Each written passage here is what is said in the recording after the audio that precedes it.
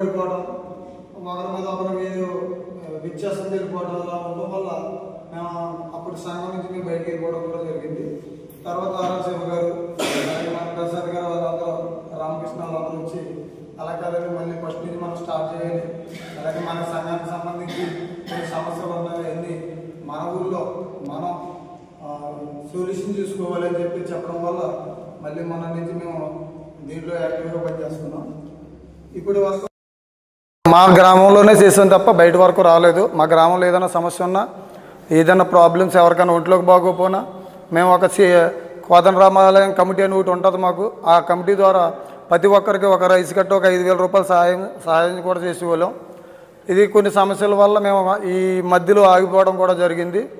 అంటే కుర్రోళ్ళు అవి కొంచెం బయటికి వెళ్ళిపోవడం, హైదరాబాదు అలాగే వైజాగ్ కొంతమంది దుబాయ్ వెళ్ళిపోవడం వల్ల కొన్ని కార్యక్రమాలు చేయలేకపోవడం, ఈ మధ్యకాలంలో మేము కొన్ని తగ్గడం కూడా జరిగింది.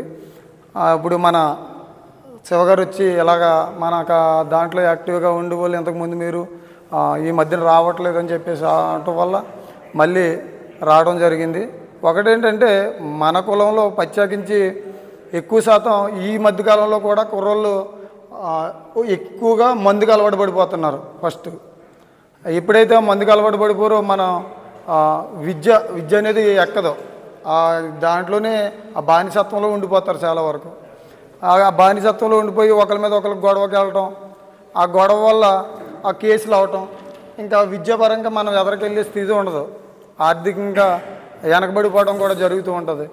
దయచేసి మన గ్రామంలోనే మనం అందరం కూడా ఒక్కొక్కరు ఒక 5-10 మంది కుర్రోళ్ళని తీసుకుని వాళ్ళకి ఎలా ఉంటే బాగుంటుంది అని చెప్తే అలాగే ఏమైనా మార్పు వస్తుంది అనేది నా యొక్క ఆలోచన అని మన వరకు మన కుర్రోళ్ళు మన పెద్దలు అందరూ కూడా ఇదే విధంగా కొంతమంది ఏ గ్రామం అయితే ఉన్నారో ఆ గ్రామంలో కొంచెం చిన్న మీటింగ్లు పెట్టి ఇలాగే మన కులానికి సంబంధించి కొన్ని సమస్యలు అవన్నీ చెప్తే వాళ్ళకి కొంచెం అవగాహన ఉంటుందని చెప్పేసి నేను అనుకుంటున్నాను.